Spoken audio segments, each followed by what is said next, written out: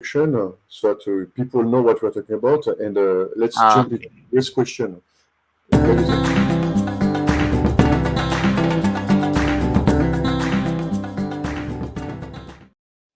Yes, we are live. So we're live, and we're talking about already, okay, that all models are wrong. Right? So, so today we are going to discuss things, okay, and we're starting we're talking about the ICRA, ICRA, ICRA. ICRA. Yeah. Do we say ICRA in the end? Okay. Well, I have been calling it ICRA. ICRA. Okay. No, it sounds natural because I was saying that too, but I wasn't sure. That's why I prefer to say ICRA. But there is one thing that in Japanese, okay, ICRA. Actually, in Japanese, I will read it IKRA. Okay, so just not I but IKRA. And the thing that is funny that our team took part into a robotics competition. Okay, where there were two categories. One was fried chicken, and the other one was salmon roe. Okay, so it's a topping challenge where the robot has to take this and to put it on rice. Okay, we're in Japan after all. Okay, and the thing that ikra, okay, ikra sounds like salmon roe in Japanese. In Japanese, salmon roe is ikura. Okay, and so one of the challenges was called the ikura don, which means salmon roe on top of rice, basically. Okay, and I thought these people have a sense of humor, or they don't realize that there is some fun here. Okay, sorry, just a small anecdote, and so maybe it's just in my head, anyway. So which one did you participate in? So in the food topping challenge, you see, just after the robot drive challenge, just down here. This one. Yeah.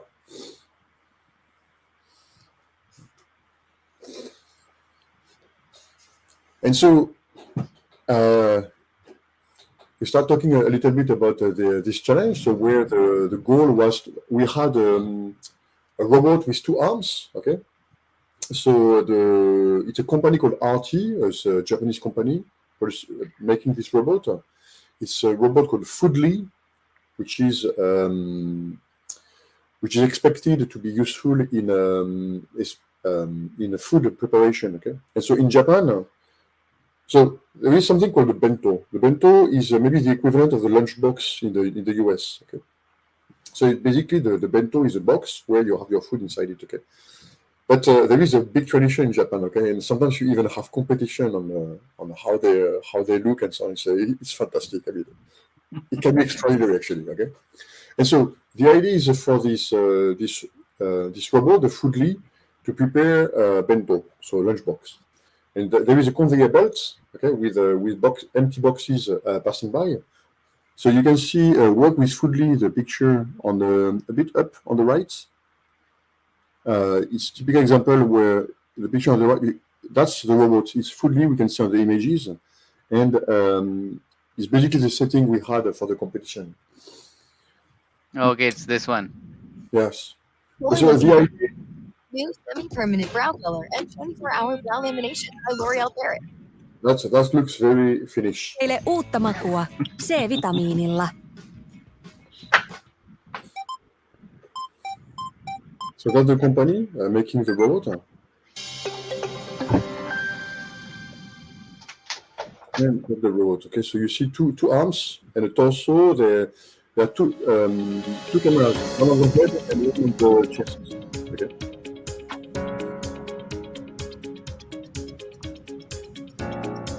So what you can see here is the seaweed. Okay. The black sheet is seaweed, very popular in Japan. If you know about the rice balls in Japan, onigiri, it's typically how it's used. But the robot is quite dexterous. Oh yeah. It's what they show except here. The hand part. Overall, it has good degrees of freedom. I noticed that it's doing a strange movement when it's putting in the sheets. Is it closing a feedback loop? Is it what's happening? So I can't say for this demo because I've never seen the code. Okay, it's pretty sure it's private. It's proprietary as well. But for the competition, basically they provide this robot and ROS packages to get the different. ROS packages are organized into a description of the robot and the messages you can get. Okay, so if you can get a feed of images and the different parts you can control, like typically the arms, but also you can see the torso can move as well, okay? And the head can move as well. Okay? That's about it. There is a bunch of ROS packages basically. Okay? I'm not sure about other teams. We ended up using ROS. Okay, I'm not sure about other teams. So why do you need this robot? Can't it be like a automated, like a rolling machine in which everything is like happening sequentially? So why do you need this robot? I didn't understand. Yes, What is? so I had the same question at the beginning. I'm really wondering about the business, the business value of such kind of robot. Okay, and so the big advantage is that basically it fits in existing environments. Okay, in existing environments. So typically, let's go in a school. Okay, in a school, you have the kind of the school kitchen. Okay, where you get workers there, where they have a mini chain, to prepare the lunch. Okay. And so they can just drop in one of these or several of these in the school. Okay, whether it's viable or not, I don't know. Okay, but in countries like Japan, when we can have a shortage of workforce, okay, it's well known that Japan is one of the oldest population. Okay, I mean, around my house. Okay, so I live in the countryside. Okay, so it's different than Tokyo, for example. Okay, but around my house, the average age is like 80 years old. Okay. I don't know. I have a neighbor who is almost 100-year-old. I had another neighbor. She was 1 or 2 years ago. Okay, and it's like super smart and witty. Okay, 101. It's like a huge respect. Okay, and so it's there is this background as well. Okay, so where that could make it viable. So here we can see the setting here. You see, with this conveyor belt with human workers aside. Yeah, Evan, can you go back a second? Where the robot's picking up, I don't know what that is, and putting it down. Yeah. So here, look how it picks up the other piece, and you notice how it put down the one with its left hand. So what do you think is going on?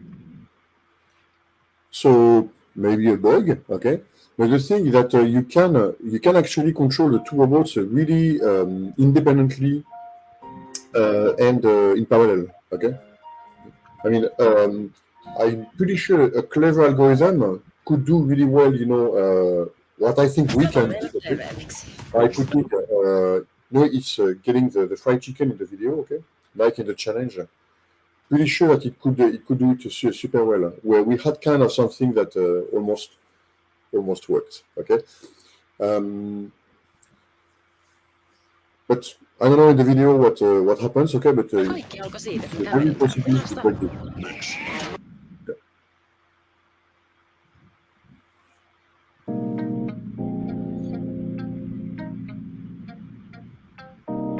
What's the sort of like order of how much money one of these things costs? How much money does it cost? Yeah. Any idea how much these robots cost? Actually, I don't know. I never asked. So you're not getting one for home, is what you're saying? Sorry? You're not getting one for home?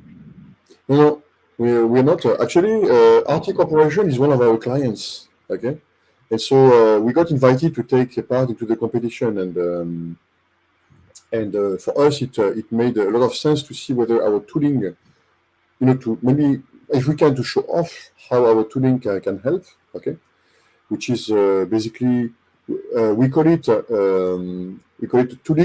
tooling, software tooling for robotics, basically. Okay, and so IT is our partner, so we don't pay anything, but we don't own anything either. Okay,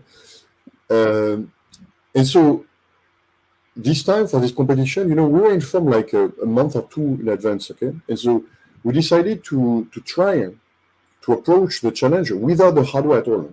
Okay, so by working only with software and with simulations. So it's well known, especially from people doing reinforcement learning and robotics. And so in the US, maybe one of the most famous one is Peter Abil at UC Berkeley. Okay, super famous guy. He also created a startup. I'm not remember the name, but to do reinforcement learning in robotics and simulation is a big part of it. Okay, and so from that research, we know there is the simulation to reality gap.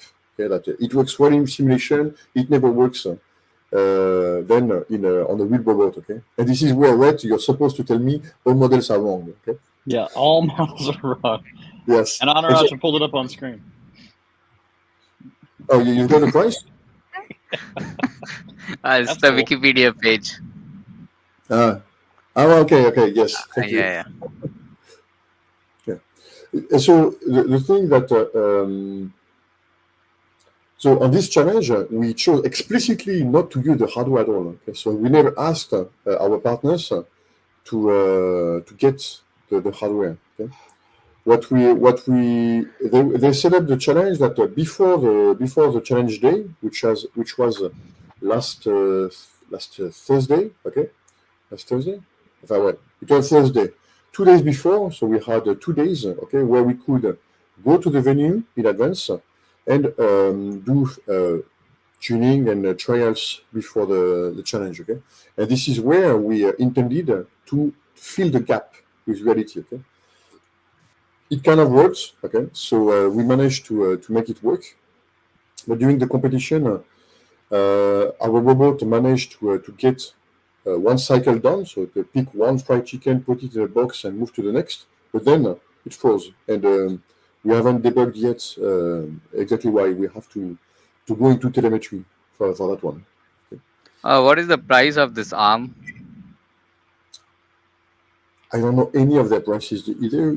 I don't see it written, okay, in the page.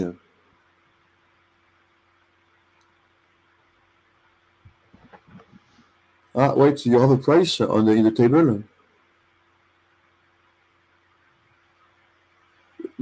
Could you make the characters a bit bigger because it's? Yeah. It's this, right? Yes, but this is for a seminar. This is a price for a seminar. Okay, so I guess for developers. Okay, for second price, I guess the robot is more expensive.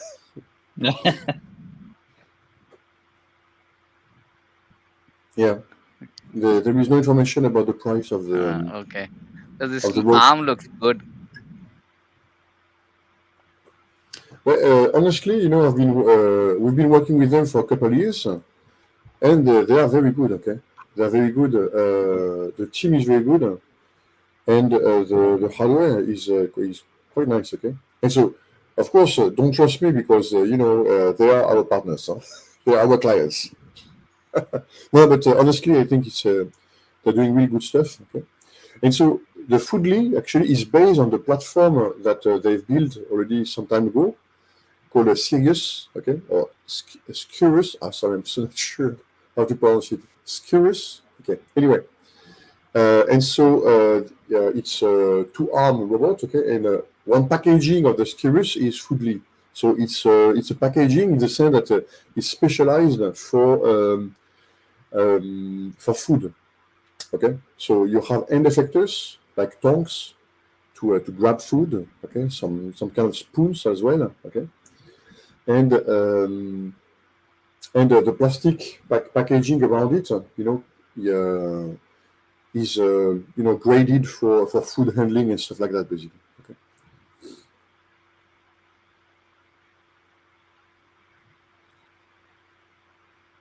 So they are not written the prices of any of it. You have to ask them. Well, it's a typical Not quite practice. there yet. Typical practice. Huh? Oh, but you can buy them. Huh? In fact, there were, I think there were six teams, and I mentioned earlier that 5 of them never used simulation at all. Okay, so they worked on hardware from the start. Okay, all of them own the one you showed last, the Skirus 17. Okay, Skirus 17, which is the hardware base for the food lead. Okay, so basically the software is the same. So all the teams had this one. Okay, except us. And us, we decided to work only in simulation to see how far we could go. Okay. So we are not there really to win, although it would. Which we wanted to see how far we could go. We could go with the simulation, so software only approach. So did you use Gazebo? For this one, yes, we use Gazebo. Okay. Because And recently, then how was the model imported inside Gazebos? They already provide the models, or for the robot, yes. yeah, Yes. okay. So they already have the models. Yes. Okay. So for the Skirus 17, they have the model. Okay. And for us, basically, most of the work was to build the environment around the robot, basically, to make it reliable against the challenge. Okay, so that we were building a controller that was meaningful, basically. So meaning that there is a table and that there is a conveyor belt, bringing you the empty boxes, and after you need a model of food. Okay, so the fried chicken, and we had the salmon roll as well, and containers like that.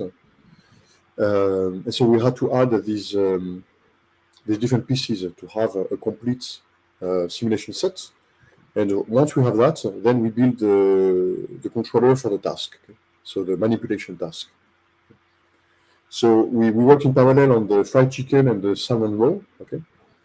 But we participated only to the fried chicken challenge. We didn't have time to complete the salmon roll. The salmon roll is actually very similar. So it was our intent to approach both challenging the same way. But on the salmon roll, basically you have to scoop, salmon eggs, okay, like some kind of caviar, if you see what I mean, okay.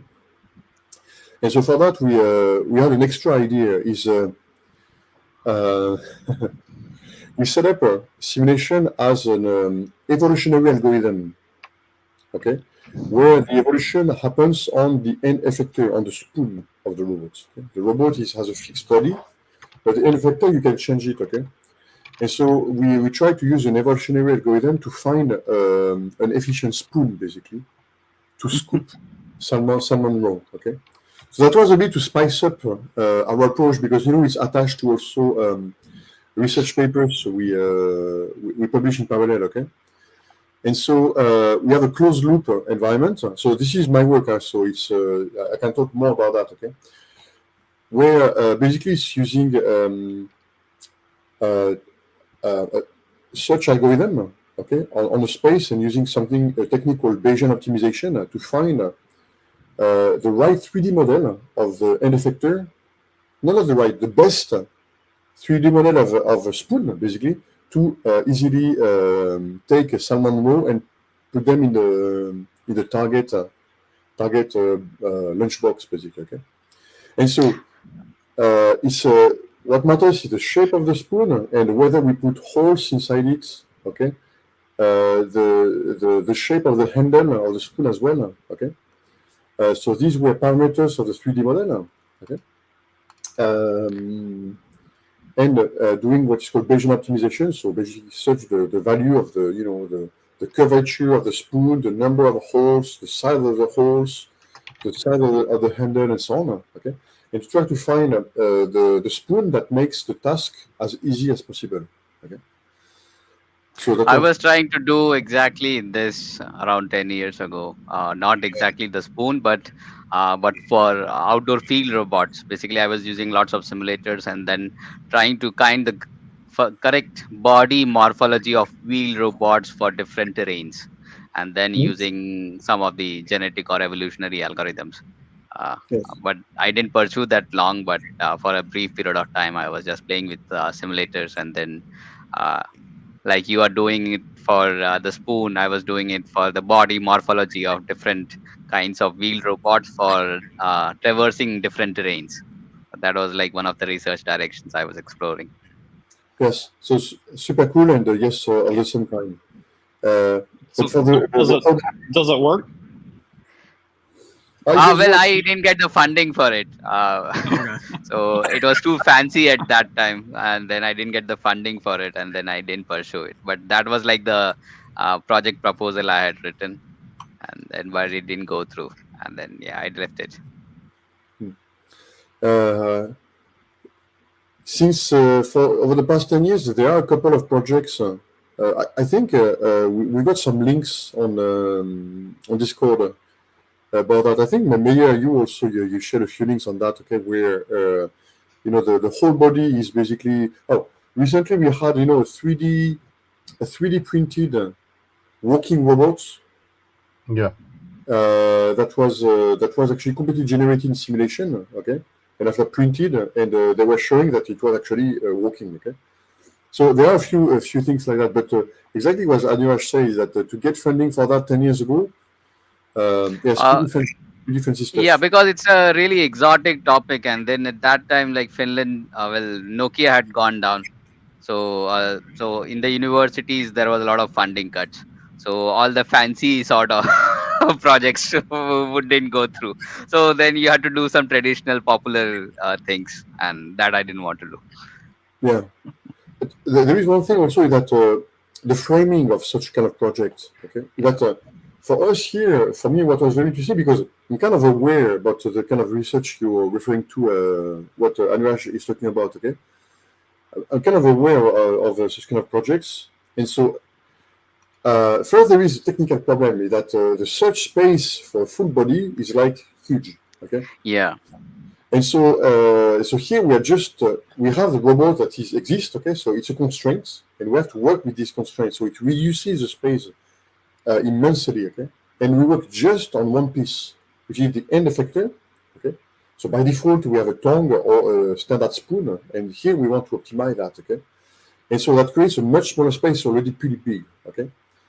But also Also, it's I think at that time the 3D printing was not so common at that time, and then the design space was really constrained.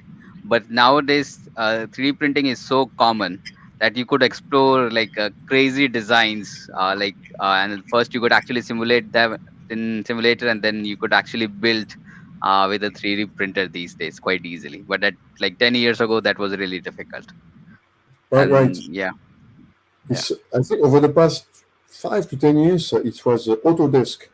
Um, Autodesk, they have this tool that Joshua was talking about a couple of years ago. It's Fusion 360. Fusion 360. Okay, and on Coursera, you have some courses by Autodesk, about 3D printing and modeling with their tool and so on. Okay, and that's one of the. It's an impressive course where they can generate shapes. Okay, against some specifications. Okay?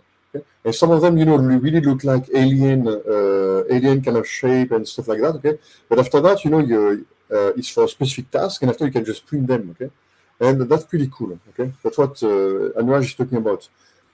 But here, back to the challenge, it's about framing and really scoping down the problem to try to have something where we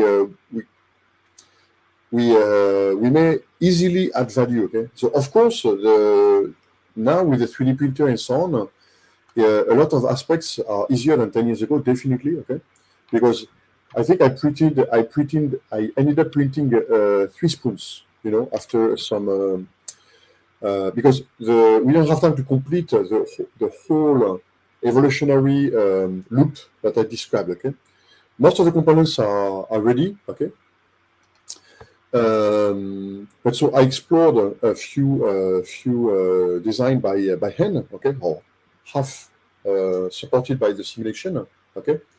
And it was very easy to print. And we're a distributed team, so I just print, and after I just send.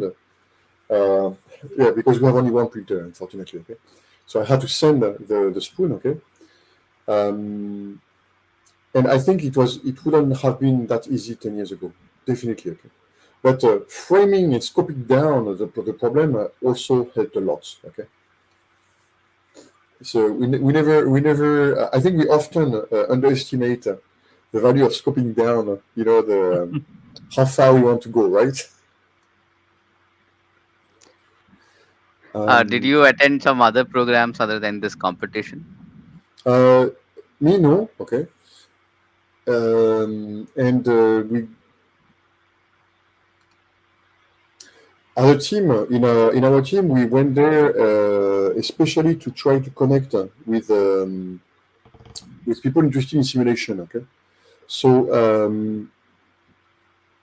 I don't have much to say honestly, because it was really looking at the event through the lens of what we're trying to build and ultimately maybe sell. Okay.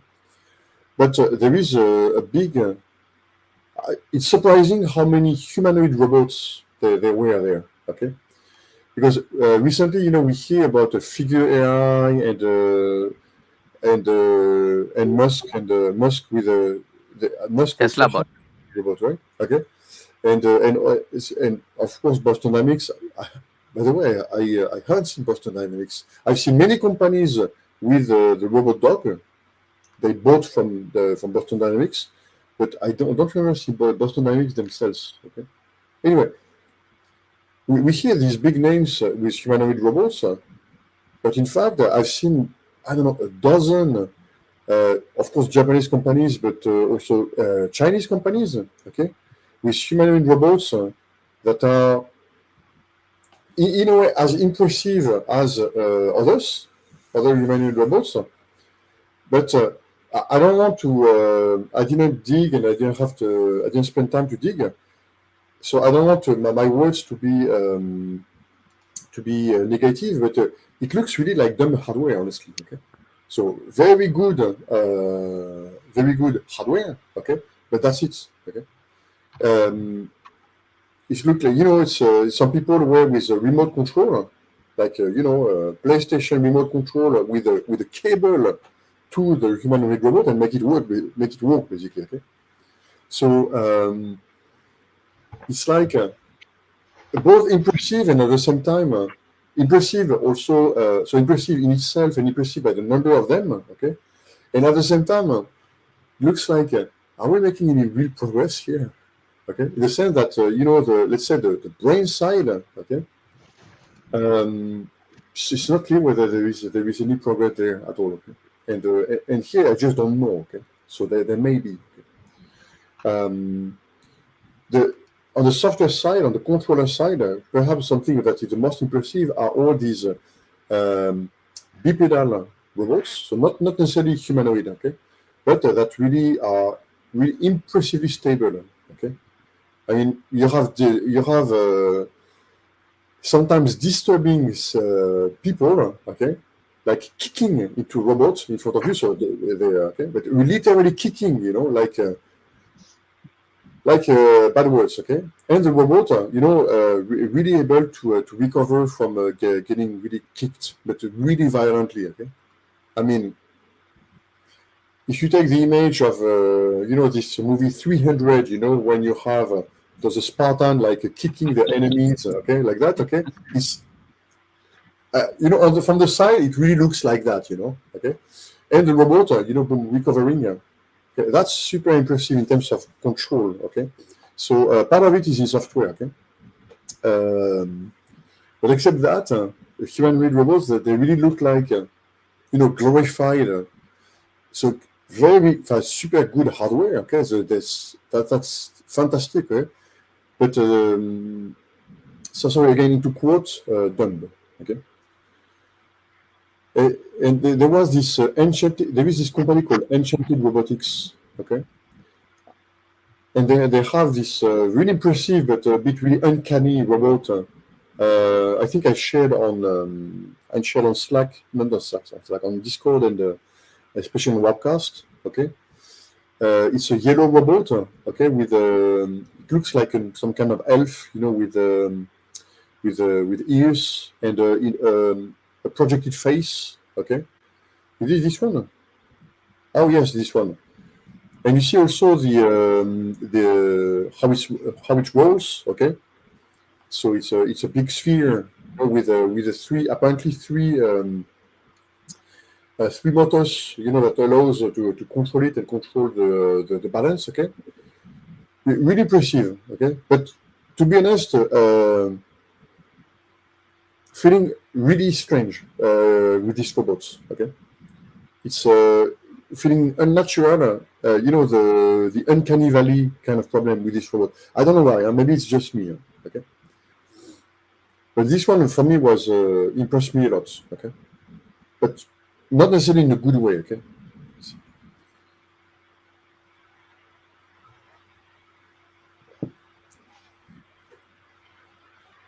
You have videos where this robot. We took a video of this robot carrying a grocery. So the robot has a soft bag with some vegetables inside it. Okay, and it comes to the owner. Okay, so someone from the company, and hands the bag. Okay, that's super impressive because it can really the balance perfect. Okay, it looks really perfect. Okay, because when you extend the arm with a non-trivial weight. Okay, so it was maybe a kilo or two. I don't know. Well, such kind of unstable robot, it will tilt basically. Okay, just really impressive how well it was working. Okay, so it passed that to the human operator, and they had discussion. Okay, the facial expression also during the discussion on this small interaction was really good. Okay, and maybe all that participate to the uncanny feeling for that robot. Okay. So is this what, a Japanese company? I don't know. It looks like an American company. No, I heard about it some time ago. Is it a Japanese company? No, I'm just asking. I don't know.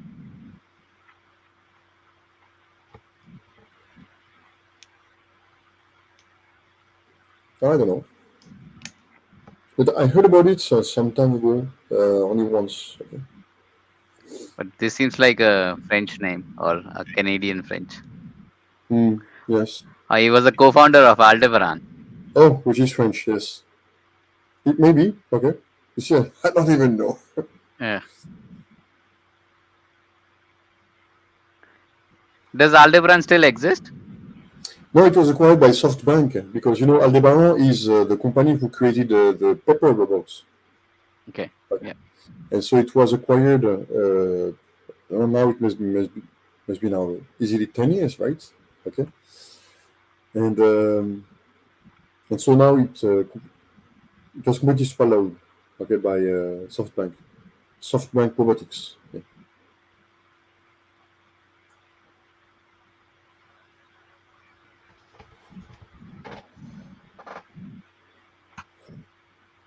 I know that robot for me, these enchanted tools, yeah. So that robot was disturbing for me. Nonetheless, impressive. Huh? I mean, the stability and the interface. Okay, so the face expressions and the attitudes. Okay, looked really. They were working really well. Okay, and it's a live demo. Huh? You can interact with the robot yourself. Huh? Okay, so.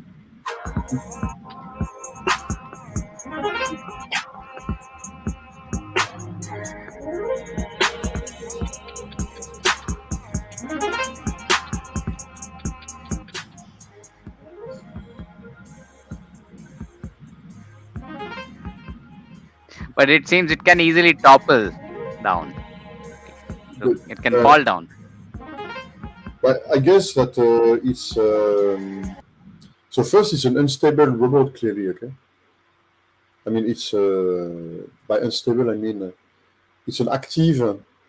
It has to actively maintain its stability. Okay, like how it's called an inverse. It's an inverse pendulum. Do we see that? You see what I mean? The inverse pendulum. Yeah. Okay. On veut aujourd'hui, Looks like one of those. Okay. et on a 2 classes But if they put an adorable d'enfants, on face a on 2 it, you won't kick it. familles Well, hopefully, yeah. Um, But et you know, Unlike the travail bien other one. intense. Je sais yes. que les The thing that you know when maybe we are rational with that, okay. But as we can see, anything released to the public is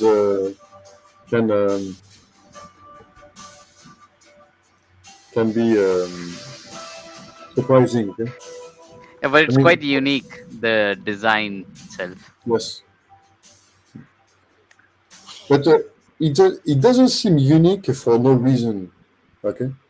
So what I mean by that is that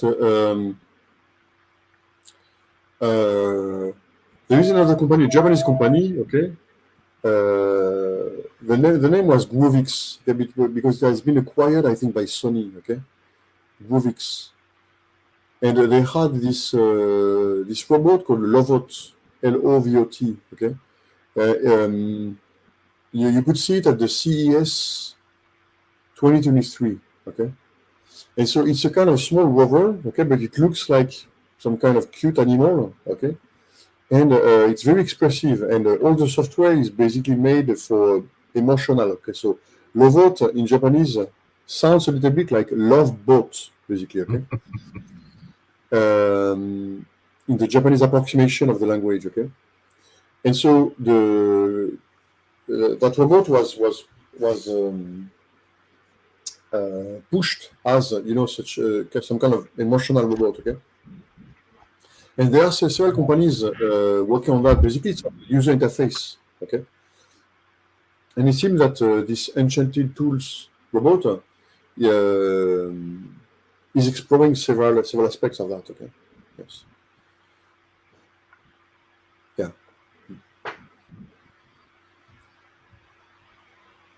So, sorry, that was a kind of a small highlight of what I've seen through the ICRA challenge. Okay, and but to me the two points that remain is how many humanoid robots were there. Okay. And some of them, they're just hanging, okay? So you just wonder whether they actually work at all, okay? So the humanoid robots, okay? So here there is clearly some kind of hype, okay? Really, okay? And the thing that it's the total absence of simulation, okay? It's like you can count on one hand the people who even consider simulation at all, okay? And so for us, the confirmation of that is that in the competition, okay, all the teams we met, none of them uses simulation at all. Okay? So for a range of reasons, okay. But our analysis as a company is that the problem of simulation is the amount of time and skills you need just to set up a simulation. Okay.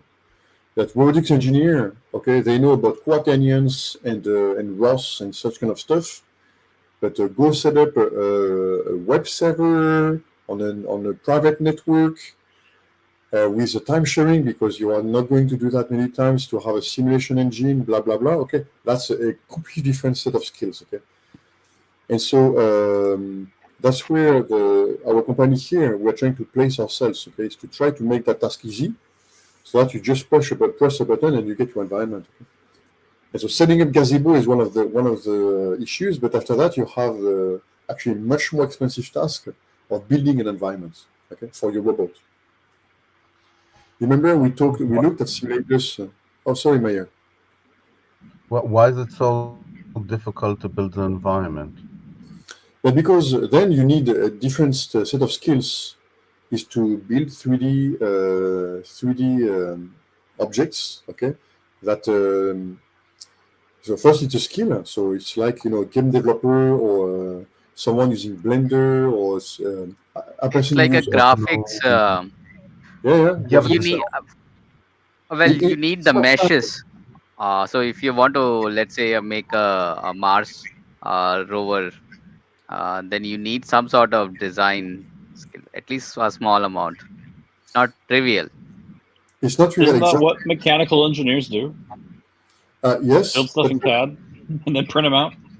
yes, and so that's part of the problem. Is that just part of the problem because the mechanical engineer will make an engine, will make a table, a chair, and stuff like that. But then, how do you do when your rover is is going through a forest or I don't know, a building climbing or stuff? Then the mechanical engineer is out of there is can work with a CAD tool, but it's not enough. Okay, basically, okay. Because you need the environment, not Yes, just the it's really the environment here. Okay? thing. Yeah. yeah, but And so remember, there's yeah, no tools for it. I mean, I understand it's complicated, but there's no tools for it. that's why we see an opportunity as a company. There's no tool I'm aware of. Okay, and so So this is like, didn't we see?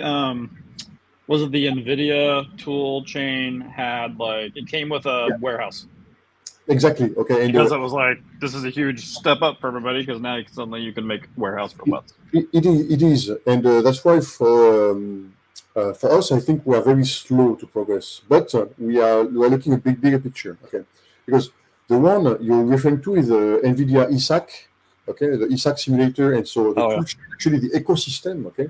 NVIDIA is doing a brilliant work there. Huh? Even the documentation is one of the best. Okay, to try to get anything from the Gazebo documentation, okay, it's not that bad. Okay, but it's still okay.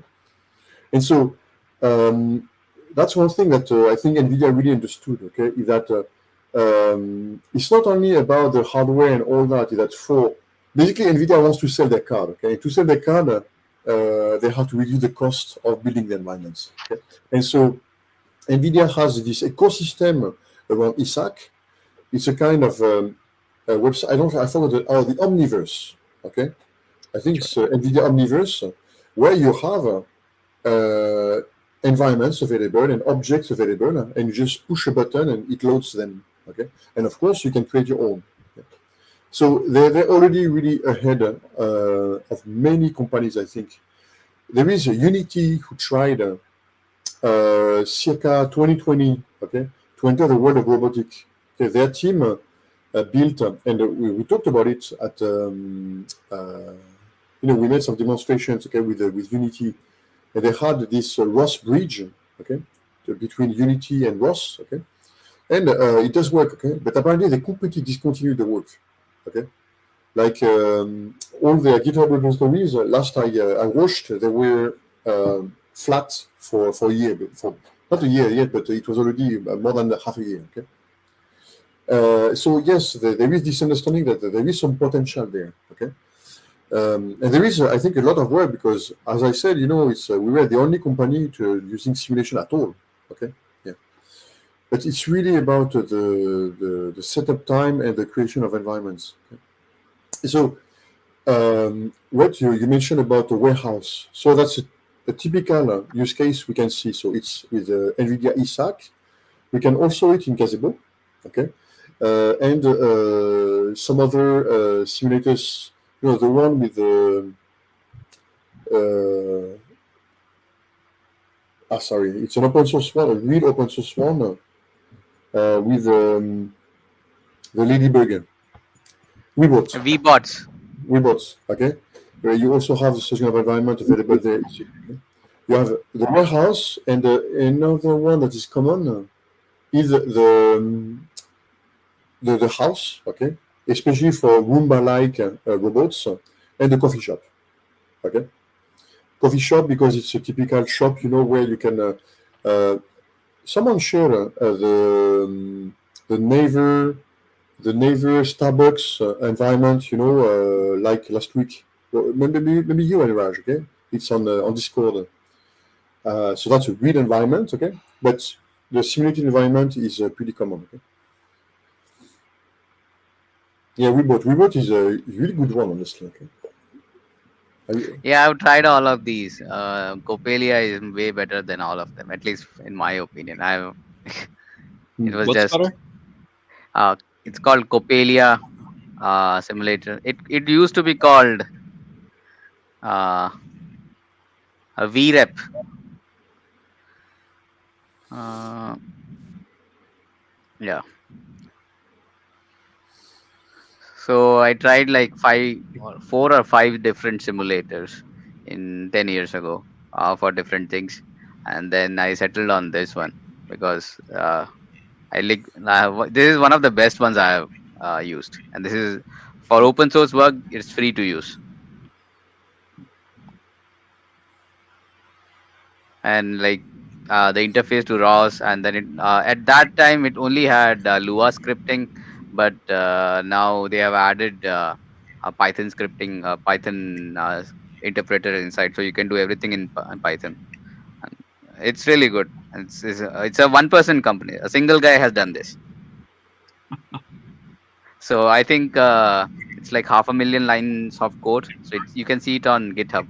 And he came here to Oulu for one of the robotic summer school, and then I talked with the guy. So he has written this. And I think he was also in Japan, did his PhD there, and then he lives in Switzerland. And then yeah, then I asked him like how many lines of code this entire thing is. Like maybe 500,000. Probably maybe he might have added a few 100,000 lines after that. This was 10 years ago, 500,000. So he might have added a lot after that. And then I was doing some bug corrections when some of the things were not working for him. It used to be called VREP, but now it's called Copelia Robotics. But this is one of the like best ones I have used. I think the plugin system, maybe not the right term, but the plugin system is also very good on Copelia, right? Like to plug in your own physics Yes, I engine. think since it's very extendable, like you can do things in Python and then connect it to ROS and lots of good stuff there. And it's also easier to set up. And like if you want to make some changes to the like the code itself, it's much more organized, and then it's much more let's say hackable than Gazebo or VBots or whatever you use.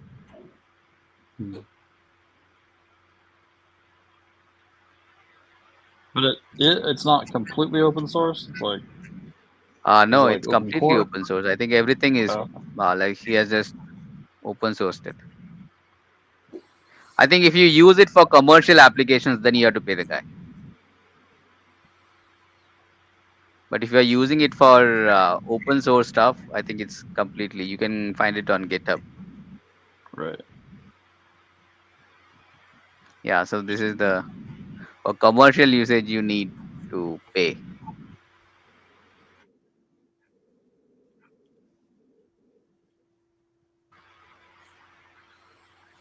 Copelia has a good reputation. Huh? We're working with several companies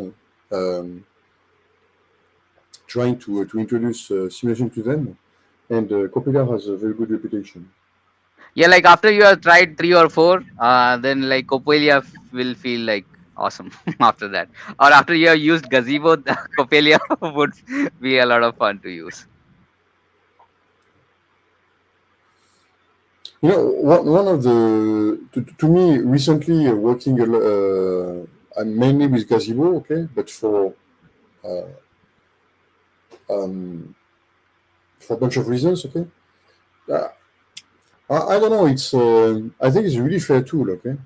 The problem is that there is um, it's just maybe a problem of history with a mixed up of versions and so on, okay, because you have two types of Gazebo now. You have the Gazebo Classic, and you have the new one, okay, that has been completely re-architected, and actually that is more modular, and so a lot of advantages, okay.